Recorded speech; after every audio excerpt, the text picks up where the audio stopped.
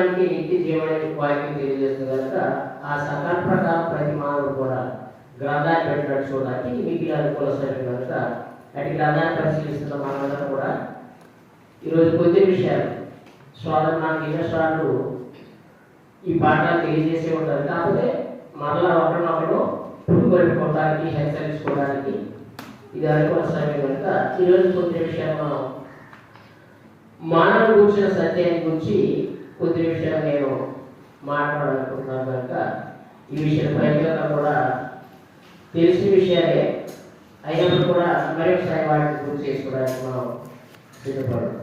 మానవుడు కూర్చున్న సత్యం అంటే మానవుడు భూమి మీద జీవిస్తున్నటువంటి కాలంలో భూమి మీద ఎంతో మంది జ్ఞానవంతులు ఉండవచ్చు. అనేకమైనటువంటి పరికరాలు అనేకమైన యంత్రాలు తయారు జ్ఞానాన్ని దేవుడు ఇచ్చినప్పటికీ కూడా మానవ యొక్క జీవితంలో తన గురించి తాను తెలుసుకునేటువంటి బలహీనతమైనటువంటి ఈ యొక్క మానవుని గురించి దేవుని యొక్క గ్రంథంతో మనం పరిశీలన చేసి ఆ విధంగా మానవ యొక్క కూర్చిన సత్యం ఏదైతే ఉందో దాన్ని కనుగొనడానికి ఈ సమయం మాత్రం మనం సిద్ధపడడం. మనం నేర్చుకునే పాఠం ఏంటంటే మానవుని కూర్చిన సత్యంలో ఒక భాగం దేవుడు మానవుని ఎందుకు సృష్టించాడనే పాఠంలో మనం ఈరోజు ఆలోచన చేద్దాం. మానవుడు సృష్టించిన విధానం పరిశీలించి గ్రంథం చెప్పిన మాటలు అందరూ ఒకే ఆలోచన కలిగి ఉండాలి. కానీ మానవుడు ఉన్నటువంటి ప్రతి ఆలోచన మనం పరిశీలన చేద్దాం.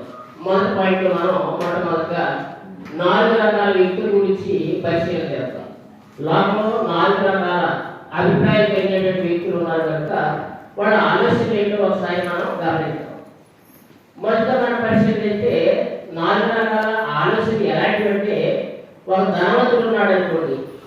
ఆ ధనవంతుడు మనం నేను దేవుడు ఎందుకు చూపించాడు అంటే ఆ ధనవంతుడు చెప్పే సమాధానం ఏంటండి, నేను లోకాన్ని అనుభవించడానికి అన్యాయం చేయడానికి అని ఆ ధనవంతుడు చెప్తాడు.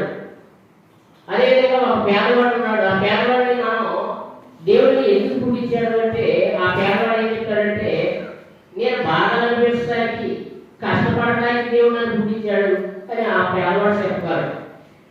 అదేవిధంగా 3వ వ్యక్తి మనం పరిశీలిస్తే ఒక మత సంబంధమైన వ్యక్తి. ఆ మత సంబంధమైన వ్యక్తి మనం అడిగితే నేను దేవుని మహిమపరచడానికి అని చెప్పేటువంటి ఆలోచన ఉంటూ ఉండదు.